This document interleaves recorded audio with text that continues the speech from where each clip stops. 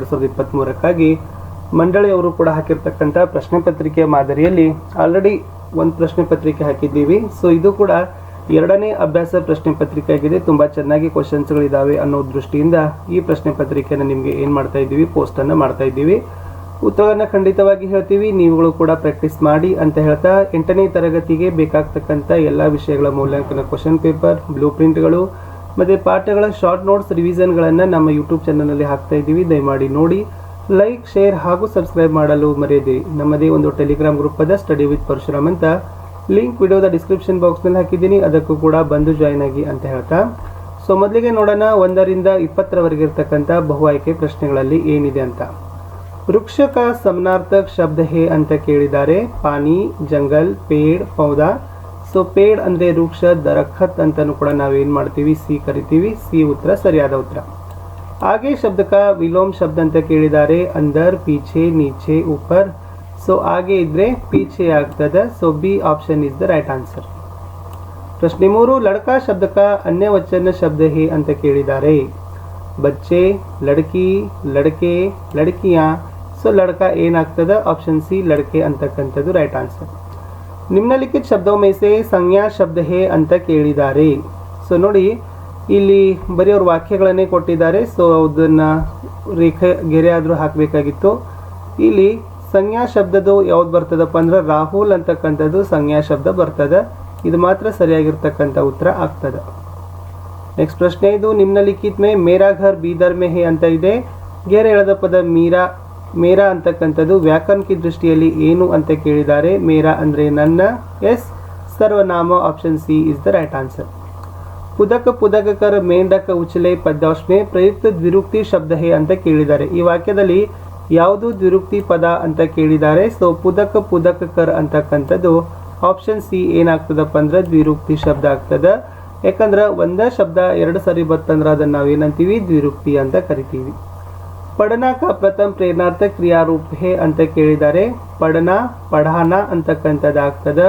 Okay, ಎಲ್ಲಿ ಶಬ್ದದ ಪ್ರತ್ಯಯದ ಅಂತ್ಯದಲ್ಲಿ ಆನ ಬರ್ತದನೋ ಅದು ಪ್ರಥಮ ಪ್ರೇರಣಾರ್ಥಕ ಆಗ್ತದೆ.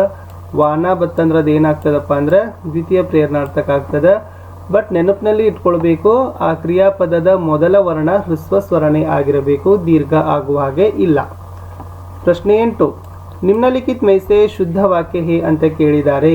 ಸೊ ಯಾವುದು, ರಾಧಾ ಕಿ ಮಾ ಬಿಮಾರ್ ಹೇ ಅಂತಕ್ಕಂಥದ್ದು right answer. Option A is the exactly right answer. ಪ್ರಶ್ನೆ 9, ತಿಮ್ಮಕ್ಕ ಜನ್ಮಸ್ಥಾನ ಅಂತ ಕೇಳಿದ್ದಾರೆ. ಸೊ ತುಮಕೂರು ಜಿಲ್ಲಾ ಅಂತಕ್ಕಂಥದ್ದು ಬರ್ತದೆ. ಆಪ್ಷನ್ ಬಿ ತುಮಕೂರು ಜಿಲ್ಲಾ ಇಸ್ ದ ರೈಟ್ ಆನ್ಸರ್. ನಿಮ್ನಲಿಖಿತ ಶಬ್ದೋ ಮೇ ಸೆ ಸಹಿ ವರ್ತನಿ ವಾಲಾ ಶಬ್ದ ಹೇ ಅಂತ ಕೇಳಿದ್ದಾರೆ. ಪ್ರಸನ್ನ, ಪಸನ್ನ, ಪ್ರಸನ್ನ, ಕುಸನ್ನ ಅಂತ ಇದೆ. ಸೊ ಪ್ರಸನ್ನ ಅಂತಕ್ಕಂಥದ್ದು option C is the right answer. ಕ ಡ್ಯಾಶ್ ಲ ಅಂತ ಇದೆ. ಸೊ ರಿಕ್ತ ಸ್ಥಾನ ಮೇ ಆನೆ ವಾಲಾ ಅಂತಕ್ಕಂಥದ್ದು ಕಟ್ಹಲ್ ಅಂತಕ್ಕಂಥದ್ದು ಮರ ಬರ್ತದೆ.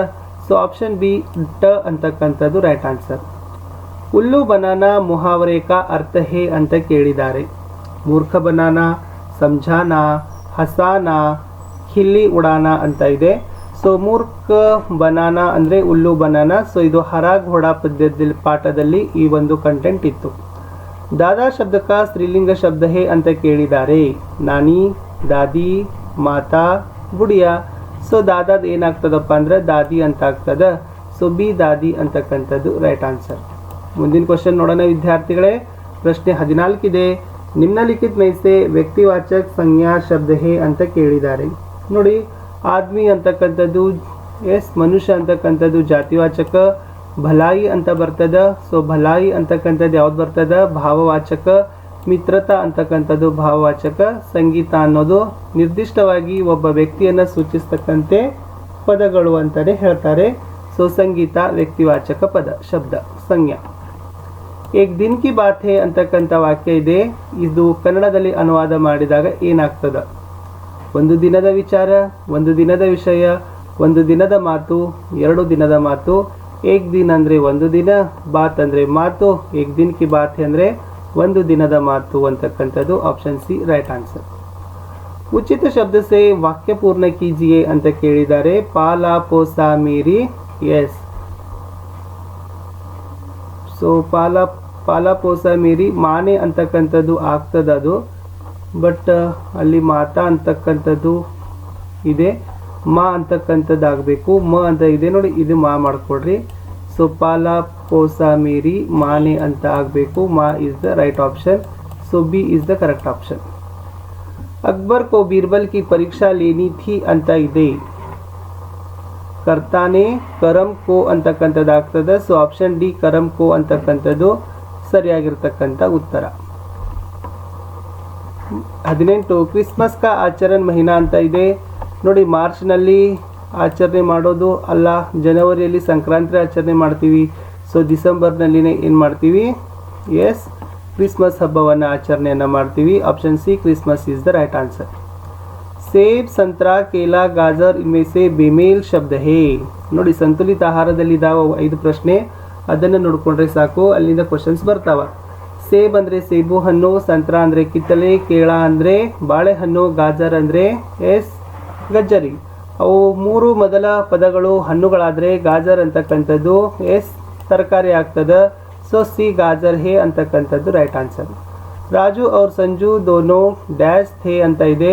ಸೊ ಅವರಿಬ್ರಿಗೂ ಏನಿದ್ರಪ್ಪ ಅಂದ್ರೆ ದೋಸ್ತ್ ಥೇ ಅಂತಕ್ಕಂಥದ್ದು ಸರಿಯಾದ ರೂಪ. ದೋಸ್ತ್ ಥೇ ಅಂದರೆ ಗೆಳೆಯರಿದ್ದರು, ದೋಸ್ತ್ ಥ ಅಂದರೆ ಗೆಳೆಯರಿದ್ದ, ದೋಸ್ತ್ ಥಿ ಅಂದರೆ ಗೆಳೆಯರಿದ್ದಳು, ದೋಸ್ತೆ ಅಂದರೆ ಗೆಳೆಯನಿದ್ದ. ಸೊ ಗೆಳೆಯರಿದ್ದರು ಅಂತಕ್ಕಂಥದ್ದು ಹಾಕ್ತೀವಿ. ಸೊ ದೋಸ್ತ್ ಥಿ ಅಂತಕ್ಕಂಥದ್ದು ಸರಿಯಾದ ಉತ್ತರ ಬರ್ತದೆ.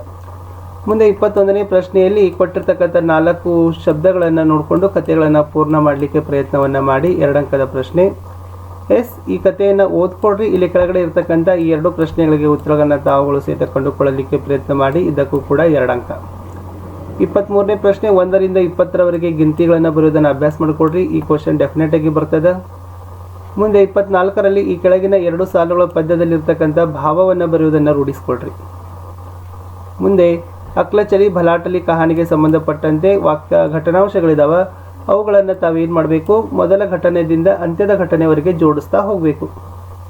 ಕಡೆಗೆ ಇರ್ತಕ್ಕಂಥದ್ದು ಗಾಂವ್ ಕೆ ಬಾರೆ ಮೇ 5 ವಾಕ್ಯ, ನಿಮ್ಮ ಊರಿನ ಬಗ್ಗೆ ತಾವು 5 ವಾಕ್ಯಗಳನ್ನು ಬರೀರಿ. ಸೊ ಖಂಡಿತವಾಗಿ ಏನಾಗ್ತದೆ? ಆ ಪ್ರಶ್ನೆಗೆ ಉತ್ತರಗಳನ್ನು ಸಹಿತ ಕಂಪ್ಲೀಟ್ ಆಗ್ತದೆ. ಇಷ್ಟು ವಿದ್ಯಾರ್ಥಿಗಳಿಗೆ ನಾವೇನು ಮಾಡಿದ್ದೀವಿ ಇವತ್ತು 8ನೇ ತರಗತಿಗೆ ಒಂದು ನಮಗೆ ಅವೈಲೇಬಲ್ ಆಗಿರ್ತಕ್ಕಂಥ PDF ಫೈಲ್ಗಳನ್ನು ನಾವು ನಿಮ್ಮ ಮುಂದೆ ಹಾಕಿದ್ದೀವಿ. ಕ್ವಶನ್ ಚೆನ್ನಾಗಿದ್ದಾವೆ, ಸ್ವಲ್ಪ ಪ್ರಿಪ್ರೇಷನ್ ಮಾಡಿಕೊಡ್ರಿ. ಇದಕ್ಕಿಂತ ಹೆಚ್ಚಿನ ಪ್ರಶ್ನೆಗಳನ್ನು ನಾವು